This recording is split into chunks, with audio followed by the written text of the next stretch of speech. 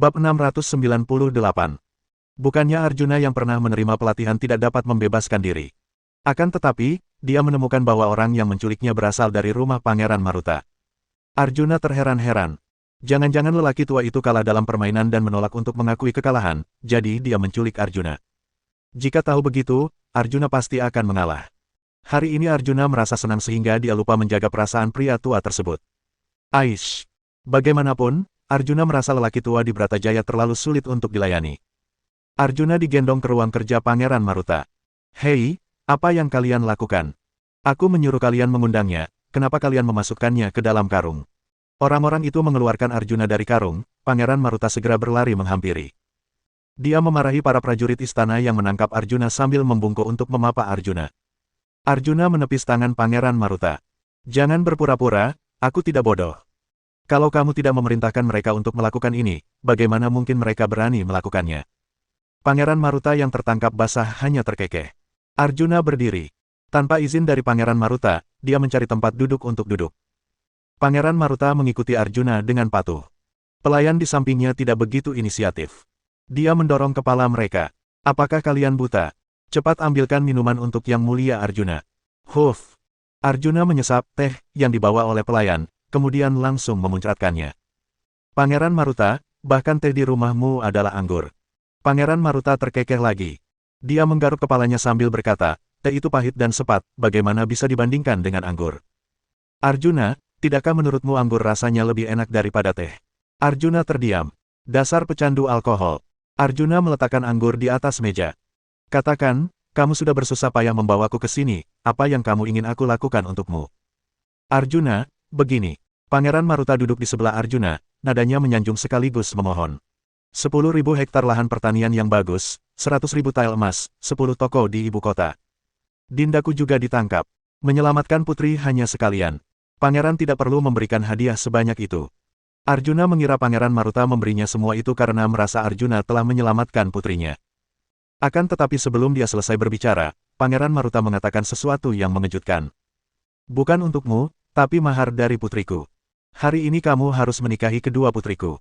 Uhuk, uhuk, uhuk. Tidak ada yang percaya bahwa Arjuna hampir mati tersedak ludahnya sendiri. Pangeran, lelukonmu sama sekali tidak lucu. Siapa yang bercanda?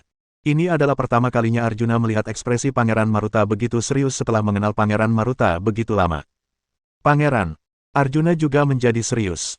Maaf, Putri Ais dan Putri Esih masih muda, aku benar-benar tidak bisa menikahi mereka. Ais dan Putri Esih masih terlalu muda, mereka juga sering pergi ke rumahnya untuk bermain dengan Dinda. Arjuna selalu menganggap kedua perempuan itu sebagai adik. Rasanya aneh sekali bila adik tiba-tiba menjadi istri. Muda dari mana? Mereka 2-3 tahun lebih tua dari Dindamu. Dinda saja boleh menjadi istrimu, kenapa Ais dan Esih tidak boleh? Dinda berbeda. Dinda adalah masalah yang ditinggalkan masa lalu. Baiklah, baiklah, kalau menurutmu Ais dan Esih terlalu muda, kamu tidak perlu menikahi mereka. Terima kasih atas pengertian Pangeran. Arjuna baru menghela napas lega, kemudian Pangeran Maruta segera berbicara lagi. Tapi, kenapa ada tapi? Arjuna benar-benar tidak bisa berkata-kata.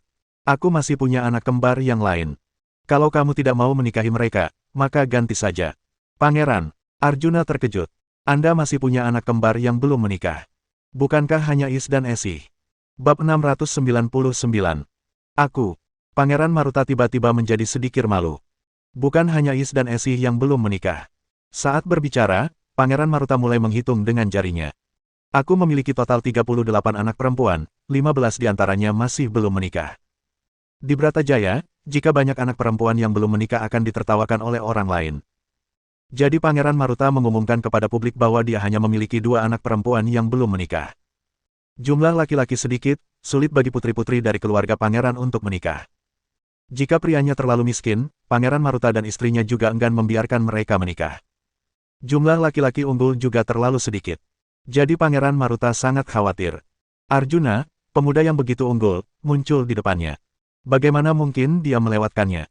Jika bukan takut Arjuna menolak, dia bahkan ingin memberi Arjuna 10 atau 8 anaknya. Kalau kamu tidak menginginkan 2 anak kembar lainnya, tidak masalah. Aku akan meminta istriku untuk membawa keluar semua yang belum menikah agar kamu dapat melihat mereka semua. Kalau kamu menyukai mereka, bawa mereka pulang. Setidaknya pilih 2, tentu saja. Pangeran Maruta tersenyum. Kalau kamu menyukai mereka semua, aku akan lebih senang. Setelah itu, Pangeran Maruta mulai berteriak untuk memanggil istrinya. Hei, Pangeran. Arjuna menahan Pangeran Maruta. Aku tidak berbakat dan jelek. Para putri benar-benar dirugikan kalau menikahiku. Pangeran Maruta menoleh lalu memelotot. Kamu tidak berbakat dan jelek. Apa yang kamu bicarakan? Carilah alasan yang lebih baik. Siapa yang kamu pandang rendah? Pangeran, aku salah bicara. Maksudku, aku sudah punya cukup banyak istri. Aku takut para putri diabaikan di rumahku. Pangeran Maruta kembali memelototi Arjuna. Kamu sudah punya banyak istri. Jangan kira aku tidak tahu. Kamu punya satu wanita di kampung halamanmu, Kabupaten Damai. Meskipun kamu punya 3 wanita di ibu kota, 1 di antaranya masih kecil, tidak masuk hitungan. Jadi, total istrimu hanya 3. Coba katakan, banyak dari mana? Arjuna berkata, aku punya lebih dari 3 istri. Pangeran, Anda melupakan yang di kebun Murbei. Oh, aku lupa tentang selir Gita dan putrinya. Biarpun menambahkan mereka, kamu hanya punya 5 istri. Kamu adalah pejabat tingkat 3. 5 istri tidak banyak. Kuberitahu, para penjaga yang tadi menangkapmu punya lebih dari 15 istri di rumah. Jumlah pria di Bratajaya lebih sedikit daripada wanita. Sebagai pejabat penting di istana, kamu harus memberi contoh. Pangeran, aku. Kelihatannya, Arjuna hanya punya 5 istri, tetapi yang di harem istana. Boom, boom. Pangeran Maruta meletakkan 2 cangkir teh di depan Arjuna satu demi satu. 2. Hari ini kamu harus membawa pulang 2 anakku. Aku tidak akan memintamu mengadakan ucapan maupun perjamuan. Arjuna. Pangeran Maruta lanjut berkata, kamu juga harus menerima 10.000 hektar tanah subur, 100.000 tael emas, dan 10 toko di ibu kota yang tadi kusebutkan. Kamu tidak boleh menolaknya. Semua ini bukan pemberianku kepadamu. Itu adalah mas kawin untuk kedua putriku. Arjuna.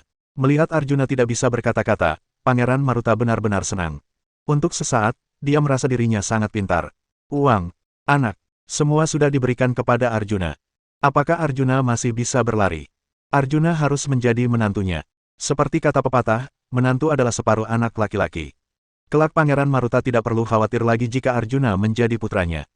Meskipun Arjuna sekarang hanya seorang menteri tingkat 3, dia sangat yakin bahwa Arjuna akan lebih dari sekadar menteri tingkat 3 di masa depan. Aku katakan padamu, hari ini kamu harus setuju walau tidak mau. Kalau kamu tidak setuju, aku akan berbaring di depan rumahmu setiap hari. Arjuna, ini bukan permintaan, melainkan pemerasan. Bab 700. Sudah. Daripada menunggu lagi, bawa saja kedua putriku pulang hari ini. Istirahat sebentar, aku akan mencari istriku, memintanya untuk segera mengaturnya. Setelah itu, Pangeran Maruta melangkah keluar dari ruang kerja. Pangeran, aku tahu. Pangeran Maruta berbalik. Kamu merasa Is dan Esi terlalu muda. Jangan khawatir, aku tidak akan membiarkanmu menikahi mereka. Kamu bisa menikahi kakak Is. Mereka juga kembar. Ketika Pangeran Maruta pergi, dia tidak lupa meminta para penjaga untuk mengawasi Arjuna. Singkatnya, Arjuna ingin lari, tetapi tidak ada cara. Pangeran Maruta telah lama berencana membiarkan Arjuna menikahi putrinya. Tidak lama setelah dia pergi, sang putri telah masuk membawa gaun pengantin. Gaun pengantin itu sangat pas, tidak ada yang salah dalam ukurannya. Tidak seorang pun percaya bahwa Pangeran Maruta merencanakannya sejak lama. Ketika Arjuna mengenakan pakaian pengantin, memimpin 2 pengantin wanita dan tim mas kawin yang tak terhitung jumlahnya di belakang mereka, semua orang tercengang. Semua orang datang untuk minum arak, mengapa Arjuna berbeda dari mereka? Mereka pulang dengan cara yang sama seperti mereka datang. Namun Arjuna langsung menikahi putri. Begitu cepat. Tamael bahkan lebih terkesan. Arjuna benar-benar luar biasa. Dia bisa menikahi 2 putri ketika hanya keluar untuk minum.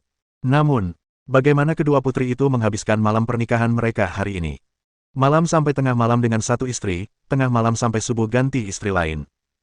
Ketika meninggalkan istana pangeran, Is dan Esi juga datang untuk mengantar kakak mereka. Saat mereka meminta amplop uang kepada Arjuna, mata mereka memerah. Arjuna berpikir bahwa mereka enggan berpisah dengan kakak mereka. Sebenarnya, mereka merasa sedih. Pagi ini, ibu mereka mengatakan bahwa ayah mereka akan meminta Arjuna untuk menikahkan mereka. Akhir-akhir ini, mereka selalu iri pada Dinda. Tentu saja mereka sangat senang bisa menikahi Arjuna. Pagi-pagi sekali, mereka sudah berdandan cantik, menunggu menikahi Arjuna. Tak disangka, setelah sekian lama menunggu, berita yang mereka terima adalah Arjuna menikahi saudara kembar yang usianya 2 tahun lebih tua dari mereka. Arjuna bingung dengan pernikahan ini. Disa, yang datang bersamanya, sangat senang. Dia memiliki 2 saudari lagi, dan kedua saudari ini adalah putri. Dia akan sangat bangga saat keluar lain kali. Orang kediaman Arjuna sudah diberitahu lebih awal. Daisa membawa keluarga besar berdiri di depan gerbang untuk menunggu. Para pelayan lebih bahagia dari tuan mereka. Ada dua nyonya lagi dalam rumah.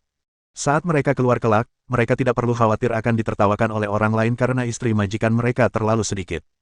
Singkatnya, semua orang sangat senang. Hanya Arjuna, sang pengantin pria.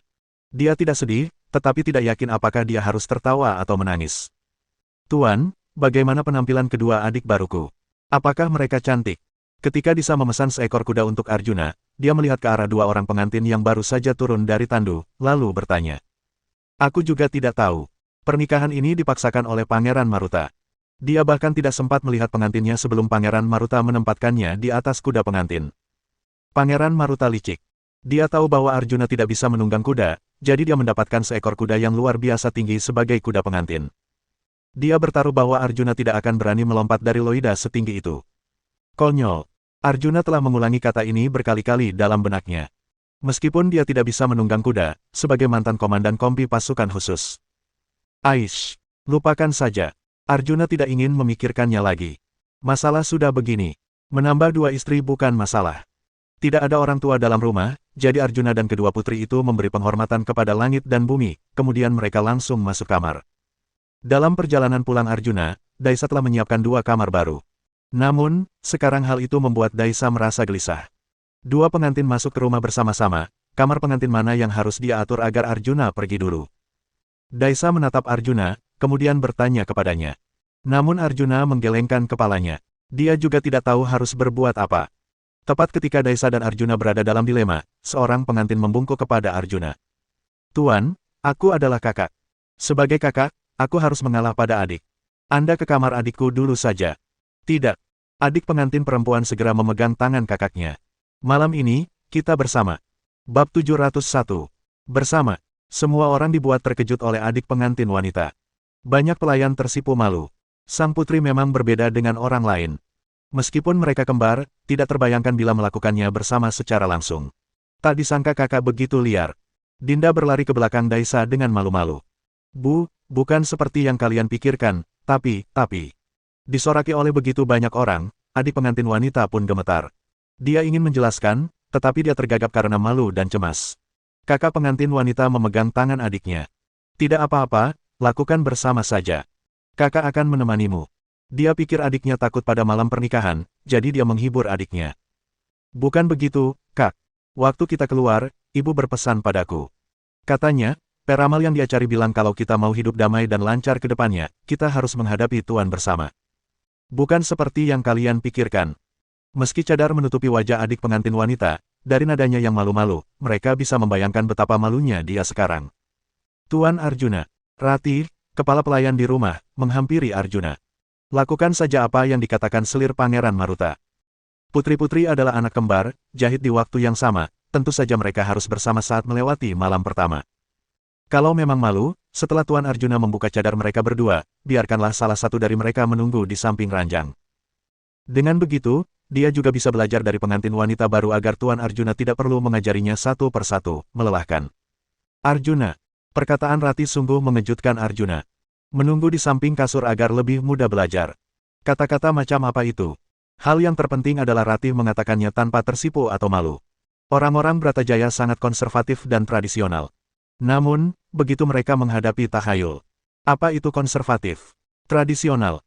Dalam keadaan linglung, Arjuna telah didorong ke dalam kamar pengantin. Kamar itu ditempeli kertas bertuliskan, "Selamat menikah," berwarna merah yang besar. Lilin-lilin merah bergoyang dan berkedip, membuat kamar pengantin menjadi sangat terang dan hangat. Kedua putri yang mengenakan gaun pengantin merah duduk berdampingan di tepi kasur. Dari bawah kerudung merah, mereka melihat langkah kaki Arjuna makin dekat.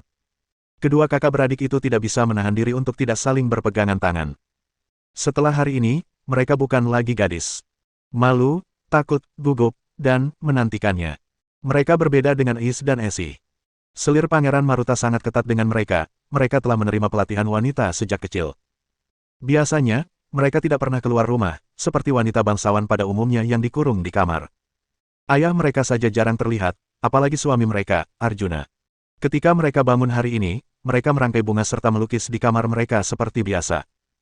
Ibu mereka tiba-tiba datang membawa gaun pengantin berwarna merah cerah, lalu meminta mereka untuk berkemas, berganti pakaian, lalu menikah. Setelah berkemas, mereka dimasukkan ke dalam tandu oleh para pelayan, kemudian masuk ke rumah Arjuna dengan linglung, menjadi salah satu dari sekian banyak istri Arjuna. Berhadapan dengan Arjuna, suami yang belum pernah mereka temui, mereka juga merasa khawatir. Apakah pria ini akan memperlakukan mereka dengan baik kelak? Apakah pria ini akan memberi mereka kehidupan yang baik kelak? Arjuna berdiri 1 meter dari kedua mempelai, memegang 2 timbangan. Timbangan ini bukan timbangan biasa. Sebenarnya Arjuna memegang 2 batang kayu yang dibuat dengan sangat halus. Dia akan menggunakannya untuk mengangkat kerudung merah mempelai wanita. Disebut timbangan karena dia berharap bisa memperlakukan kedua mempelainya dengan seimbang. Arjuna memutar timbangan itu, kemudian menarik napas dalam-dalam. Giliran dia yang gugup.